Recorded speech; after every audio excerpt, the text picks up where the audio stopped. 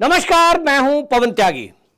अरविंद केजरीवाल को दिल्ली की हाईकोर्ट से एक बार फिर झटका लगा है और इस बार यह झटका हाईकोर्ट ने एक ऐसे मामले में दिया है जिसमें अरविंद केजरीवाल ये सोच रहे थे कि वो जेल के अंदर बैठे बैठे आम आदमी पार्टी के लिए प्रचार कर सकें। हालांकि आम आदमी पार्टी या अरविंद केजरीवाल की तरफ से यह याचिका नहीं लगाई गई थी।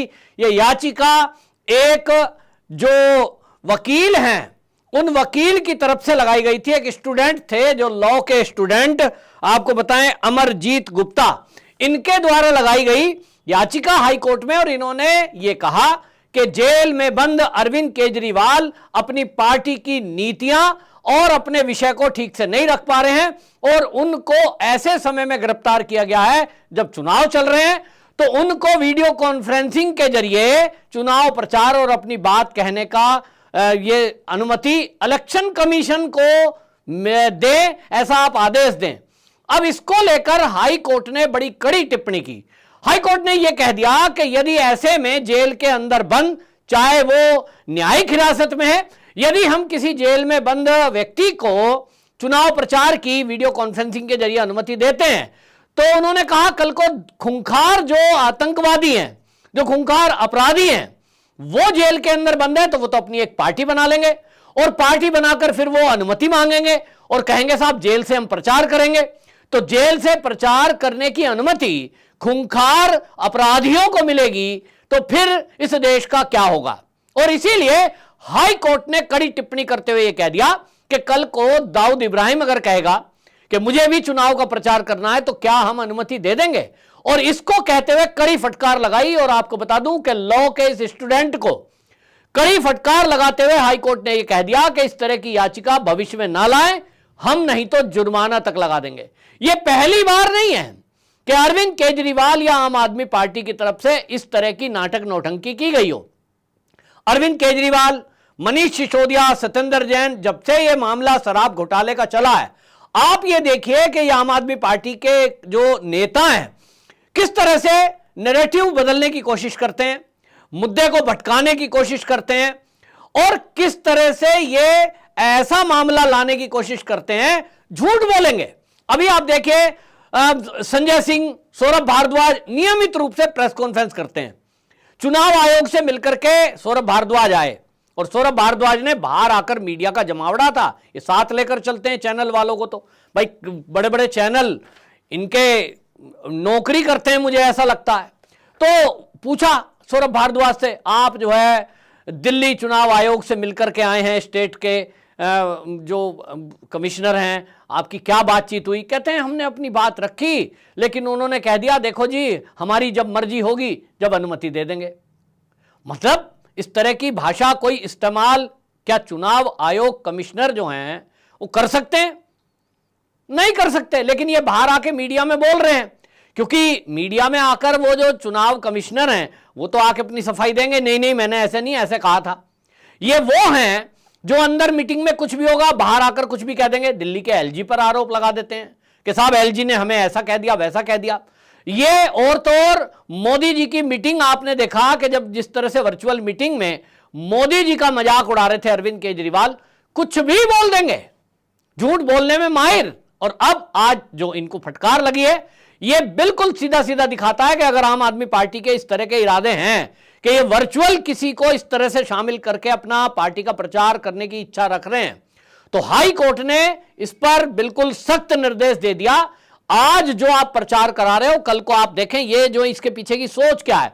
मुझे लगता है ये जज साहब जो हैं इन्होंने बहुत दूर की सोची है। जो आपको बताएं दिल्ली हाई कोर्ट के जस्टिस मनमोहन की बेंच थी उसमें वो ये समझ गए हैं शायद, और उन्होंने समझ लिया कि अगर आज अरविंद केजरीवाल को यह अनुमति दे दी गई तो कल को जो आतंकवादी और दाऊद इब्राहिम का नाम जज साहब ने लिया है, मुझे लगता है कि उनको यह आभास हो गया होगा कि आम आदमी पार्टी के ऊपर पहले से ही आरोप लगते रहे हैं कि उनके संबंध खालिस्तानी मूवमेंट चलाने वालों से हैं।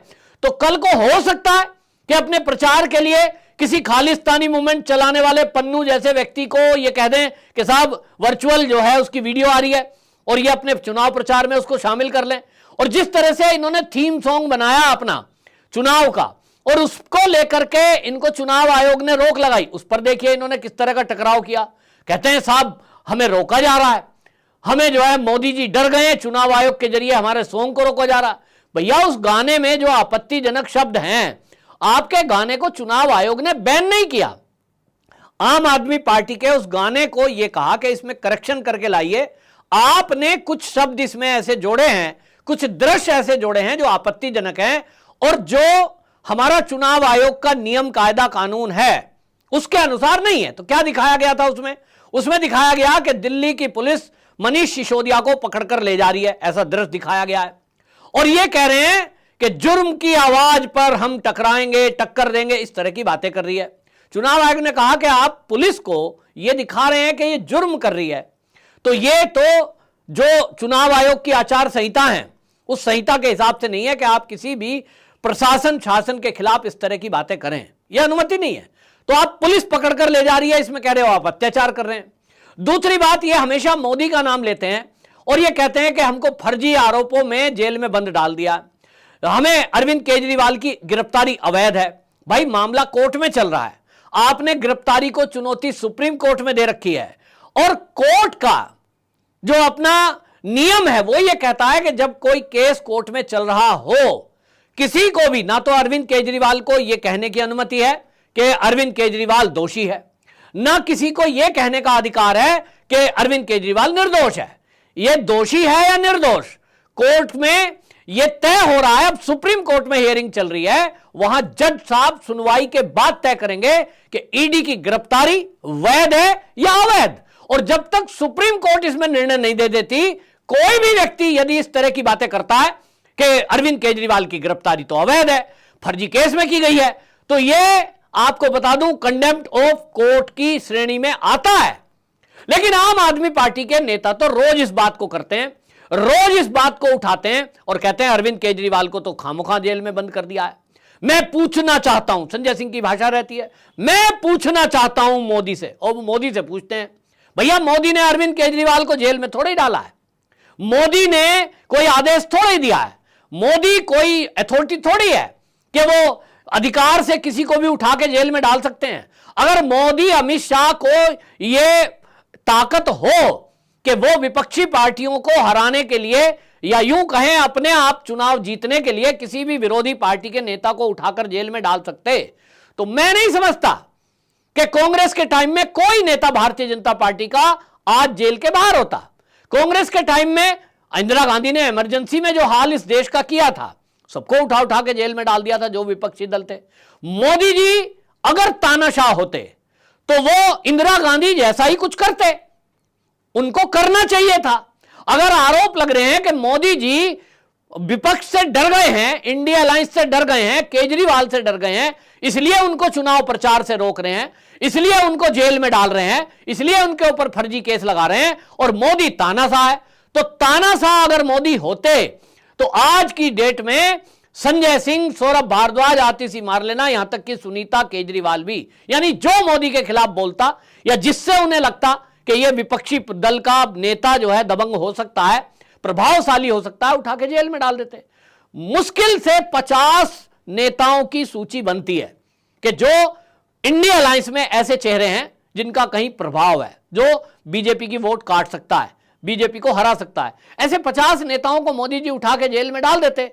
अगर ऐसे 50 नेता जेल की सलाखों के पीछे होते, 2-4 आम आदमी पार्टी के, 2-4 ये जो है किसी और पार्टी के, मान ले लालू की पार्टी के होते, टीएमसी के होते या कम्युनिस्ट पार्टी के किसी के होते, तो अगर राहुल गांधी या आम आदमी पार्टी के नेता तानाशाह शब्द का इस्तेमाल करते कि देखिए मोदी तानाशाह है, तो भाई मोदी जी ने ना तो लालू जी के बेटे को जेल में डाला, लालू जी भी जमानत पर घूम रहे हैं, टीएमसी के वो नेता जेल में गए हैं जिनको हाईकोर्ट ने आदेश दिया शिक्षा भर्ती घोटाले में जेल में बंद है। यानी कोई ऐसा नेता, जैसे कि अरविंद केजरीवाल अगर अपने आप को निर्दोष साबित करने की बात कर रहे हैं तो वो तो कोर्ट करेगा, कोर्ट के आदेश से जेल में बंद है, लेकिन नैरेटिव बिल्ड करने के लिए कुछ भी मोदी को अपमान कर दें। अभी हाई कोर्ट में चुनाव प्रचार के नाम पर जो याचिका लगवाई गई, मैं तो इसे लगवाई गई इसलिए कह रहा हूं कि वो अपने मन से नहीं चला गया है। जो ये लॉ का स्टूडेंट है जिसका नाम अमरजीत गुप्ता है, ये कोई अपने मन से थोड़े उठा होगा, इसे सुबह सपने में आया केजरीवाल जी का हाथ मुझे साथ बैठाना चाहिए, चलो जी कोर्ट चलते हैं, ये भेजा गया होगा। लेकिन कोर्ट ने बिल्कुल साफ साफ बता दिया कि अगर कोई राजनीतिक दल अपने चुनाव प्रचार में इस तरह से ये चाहता है परमिशन कि वो जेल में बंद है और जेल में बंद लोगों को परमिशन दी जाए, तब खूंखार अपराधी कल को किसी पार्टी के भी पक्ष में आकर बोल सकते हैं, और इसमें कोई परमिशन कोर्ट से नहीं मिलेगी। चुनाव आयोग को ऐसा कोई आदेश कोर्ट देने वाला नहीं है। तो बिल्कुल साफ साफ कर दिया है, और अब यह बिल्कुल तय हो गया है कि अरविंद केजरीवाल अब चुनाव प्रचार जेल से नहीं कर पाएंगे। एक और बड़ा झटका अरविंद केजरीवाल के लिए यह हाई कोर्ट से लगा है। आपकी क्या राय है, कमेंट बॉक्स में जरूर बताएं। वंदे मातरम।